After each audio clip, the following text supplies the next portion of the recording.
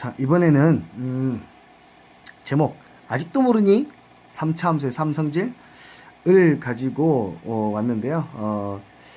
오늘 찍을 영상은 어떤 거냐면요. 3차 함수에는 매우 빈번하게 활용되고 사용되는 세 가지의 정리가 있습니다. 그 세 가지의 정리를 익히고 어떻게 활용하는지, 그리고 어떤 성질들이 있는지를 살펴보려고 합니다.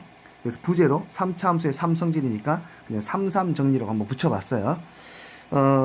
매우 빈번하게 활용이 되니까요. 반드시 오늘 배우시고 난 다음에 이것과 관련된 문제를 직접 찾으셔가지고 한번 연습해 보시기를 추천합니다. 자, 그럼 시작해 볼게요. 자, 첫 번째, 바로 변곡점을 지나는 직선과의 관계입니다. 3차 함수는 여러분도 잘 아시다시피 점대칭 함수예요. 그렇죠? 점대칭 함수이기 때문에 만약에 여기를 제가 y축으로 잡고 여기를 x축으로 잡는다면 완벽한 형태의 기함수가 나올 거예요. 맞죠? 오케이. 이 기함수 형태로 표현이 되어 있을 때, 자, 어떤 성질을 성립을 하냐면, 원점에서부터 이 극값을 갖는 x값까지의 위치하고, 원점에서부터 또 다른 x절편까지의 위치의 b가 늘 1대 루트 3이 된다라고 알려져 있습니다. 오케이. 늘 1대 루트 3이 됩니다. 자, 그것을 지금 한번 증명해 볼 텐데요. 증명은 간단해요. 시작해 볼게요.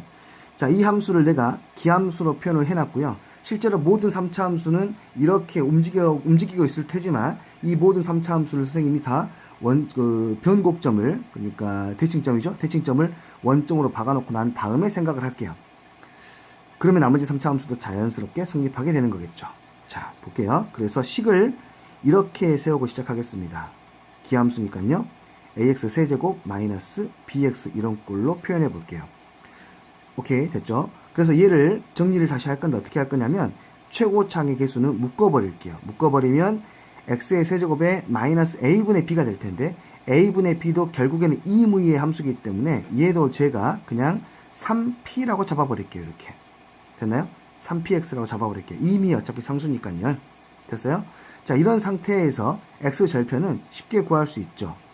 x로 묶어서 보시면 여기가 x의 제곱 마이너스 3p가 될 테니까 x절편은 0 그리고 플러스 마이너스 루트 3p가 될 겁니다. 그렇죠? 0 여기 3p 이쪽은 마이너스 루트 3p 이렇게 표현이 되겠죠. 그렇다면 예측을 해보면 이 길이가 루트 3에 해당되는 길이가 루트 3p니까요. 이 길이는 루트 p로 나오면 되는 거예요. 이 길이 어떻게 구합니까? 여기는 얘를 뭐 해가지고 미분해서 극값 찾아내시면 되는 거죠. 맞죠? 오케이. 진행해 보겠습니다. 그러면 미분 한번 해보시죠. 미분하면 a는 놓으시고요. 그대로 앞미분 뒷미분 해볼까요? 앞미분을 하시면 x의 제곱 마이너스 3p가 될 거고 뒤에 걸 미분하시면 플러스 x의 2x가 되겠죠. 됐죠? 오케이. 차분하게 정리해볼까요?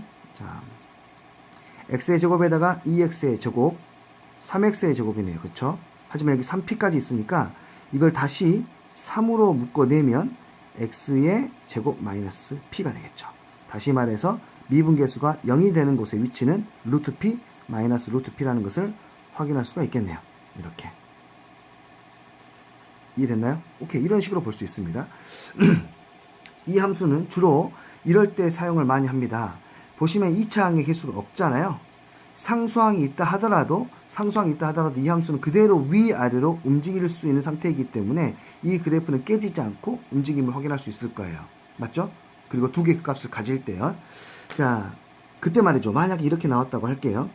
어떤 함수 y는 x의 세제곱 마이너스 3x라는 함수가 있는데 이것의 극소값을 구하시오 라고 하면 과연 미분을 반드시 해야 될까요? 그렇지 않을 수 있다는 거죠. 잘 보시면 얘는 쉽게 x절편 찾을 수 있죠. x로 묶어내시면 여기는 자연스럽게 x의 제곱 마이너스 p가 될 거고 그러면 x의 제곱 마이너스 3이 될 거고 그러면 또 다른 x절편은 여기가 루트 3이 되는 것을 확인할 수가 있겠고 그럼 요 성질에 의해서 이 값은 자연스럽게 1대 루트 3이니까 1이 되겠죠. 그러면 극소값은 여기에다가 뭘 대입하면 됩니까? 1만 대입하시면 되는 거예요. 그러면 극소값이 얼마? 마이너스 2가 됨을 쉽게 확인할 수가 있죠. 이런 형태의 문제가 아니더라도 훨씬 더 많은 곳에 활용이 되고 있으니까 직접 찾아보시기를 추천합니다. 아시겠죠? 자, 첫 번째 성질은 이렇게 한번 이야기를 해보고요. 두 번째 성질 같은 경우에는 극점에서의 접선의 성질입니다. 이것을 다른 정리로 활용하게 되면 극점이 아니어도 성립이 되는데요. 그 부분은 이번 영상에서는 이야기를 하지 않을게요, 선생님이. 자, 어떤 상태냐면요. 이렇게 된답니다. 뭐냐면 3차 함수의 그래프의 경은 이렇게 돼요. 뭔가 급하게 증가하다가 완만하게 감소하다가 다시 급하게 증가하는 형사를 띠는데요. 여기서 올라가는데 걸리는 시간이 뭐 t만큼 소모가 됐다면 여기서 이만큼 내려가는데 걸리는 시간은 2t만큼 소비가 되고 다시 그만큼 올라가는 데는 t만큼 소비가 된대요. 그렇게 알려져 있대요. 자, 보시면은 이 모든 길이가 전부 다 같답니다. 모든 3차 함수는요. 이랬습니까? 3차 함수는 점대칭 함수이기 때문에 이 길이 같다는 것은 자연스럽게 또 이 길이도 같다는 것은 자연스럽게 받아들일 수 있을 거예요. 문제는 뭐냐면 여기에는 x절편, 여기 x절편 여기를 찍어볼까요? 여기에는 x절편과 또 극값을 갖는 곳의 x값 그리고 또 다른 접점 이렇게 됐을 때 요 길이가 2대 1이 과연 됩니까? 라는 것을 확인하면 되는데 이 부분도 역시 마찬가지로 간단하게 증명할 수 있습니다. 자, 선생님이 이번에는 여기를 x축으로 잡아볼게요. 그리고 이쪽 부분을 y축으로 잡아보겠습니다. 자연스럽게 여기는 원점이 되겠죠. 오케이? 그리고 이것에 관련된 3차 함수식을 한번 만들어 볼 건데 이 점의 좌표를 선생님 내가 임의로 3p라고 잡아볼게요. 그렇다면 과연 여기가 2p가 되는지 확인하면 되는 거예요. 아시겠어요? 자, 식을 세워볼게요. 자, 이 3차 함수식은 원점에 접하고 있기 때문에 x의 제곱이 있을 것이고요. 또 다른 x절편은 3p니까 x-3p라고 쓰면 되고 최고차 한계수는 얼마인지 모르니까 a라고 쓰시면 이 그래프에 관련된 식이 만들어지겠죠. 얘를 한번 미분해서 확인을 해보자고요. 미분하면 a는 그대로 놓고 앞미분, 뒷미분을 해봅시다. 앞에 있는 거 미분하니까 2x, 뒤에 있는 거 그대로 쓸까요? 플러스 앞에 있는 거 그대로 놓고 뒤에 있는 거 미분하면 역시 1. 안에 있는 식을 정리해 볼게요. 안에 있는 식은 2x의 제곱에다가 x의 제곱을 더하니까 얼마가 되니? 3x의 제곱이 될 거고 여기는 마이너스 6px가 될 테니까 여기를 3x로 묶을 수 있죠. 3x로 묶어서 다시 정리할까요? 3x로 묶어내면 이 안에가 x, 3x 묶었으니까 마이너스 2p가 됨을 확인할 수가 있겠네요. 다시 말해서 미분계수가 0이 되는 곳은 0하고 2p가 되는 거 확인할 수 있죠. 0과 2p에서 미분계수가 0이 되면 확인할 수가 있습니다. 이해되셨나요? 자, 그래서 이 부분의 길이가 이 부분이 항상 이렇게 2대 1로 내분하는 곳에 위치해 있다. 그 값의 위치가 라는 것을 알 수가 있겠죠. 오케이? 자, 이야기를 해보겠습니다. 언제 쓰는지. 얘는 언제 쓰냐면 자, 얘를 전개를 하시면 이런 식으로 나와요. x 세제곱에 마이너스 3p x의 제곱이라고 나오게 되죠. 자, 보시다시피 1차항이 없습니다. 1차항이 없어요. 상수항 같은 경우는 그냥 이걸 그대로 위아래로 움직이는 거기 때문에 별로 신경 안 쓰셔도 돼요. 1차항이 없는 함수에서 주로 많이 활용되게 됩니다. 오케이? 예를 들어서 이런 문제가 있다 해봅시다. 그냥 간단한 문제로 할게요. y는 x의 세제곱에 마이너스 6x의 제곱 이렇게 있다고 해볼까요? 그때 이 함수의 극소값을 구하시오 라고 했다고 해볼게요. 자, 그러면 얘는 다음과 같이 정리가 될 거예요. x의 제곱으로 묶어버리시면 x-6이 되기 때문에 이 값이 0, 이 값이 6이 됨을 알 수가 있겠죠. 그러면 자연스럽게 또 다른 극값의 위치에 있는 x값은 2대 1이니까 여기가 얼마가 되겠어요? 4가 되겠죠. 그러면 x에다가 뭘 대입하면 4만 대입하면 극소값이라는 것을 확인할 수가 있죠. 16 곱하기 얼마예요? 마이너스 2니까 이 극소값은 마이너스 얼마가 된다? 32가 된다라고 확인할 수가 있습니다. 이거는 3차 함수하고 어떤 접선이 나왔을 때 얼마든지 유용하게 활용할 수 있는 방법입니다. 여러분들이 한번 해보시는데 이 3차 함수가 이렇게 존재를 하고요. 접선이 이렇게 있다고 했을 때 이것과 똑같은 기울기를 갖는 접선을 그렸을 때 이때에도 마찬가지로 성립을 하게 됩니다. 이때 여기를 잘라내시고요. 잘라내시면 여기도 역시 마찬가지로 1대 2가 되죠. 마찬가지로 변곡점의 위치는 변하지 않기 때문에 모든 길이가 다 같아지는 곳에 위치하게 됩니다.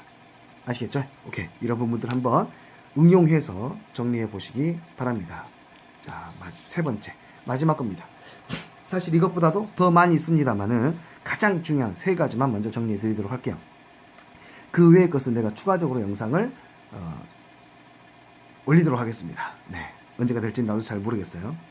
이번에 어떤 이야기냐면 3차 함수에서 이 극값과 극값 사이의 높이 그리고 두 극값 사이의 x좌표의 차, 이 너비하고 높이 사이의 관계에 대한 이야기를 좀 해볼게요. 한 가지가 결정이 되면 나머지 한 가지도 결정이 된대요.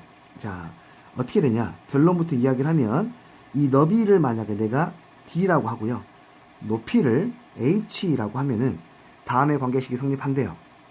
높이 h는요, 너비를 세제곱한 뒤에 반으로 쪼개면 된대요. 와우, 심플하죠?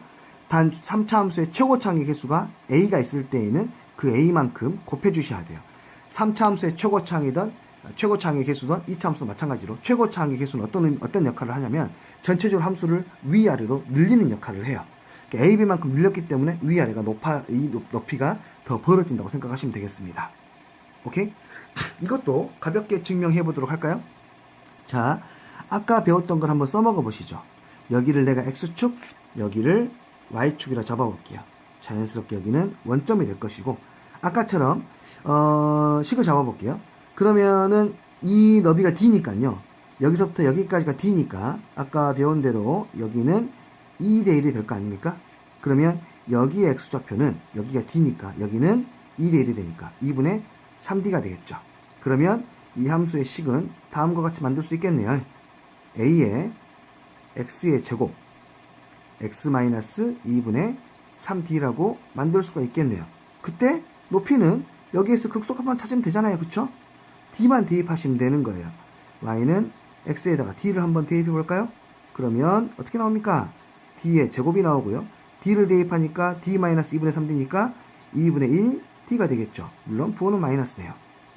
그쵸?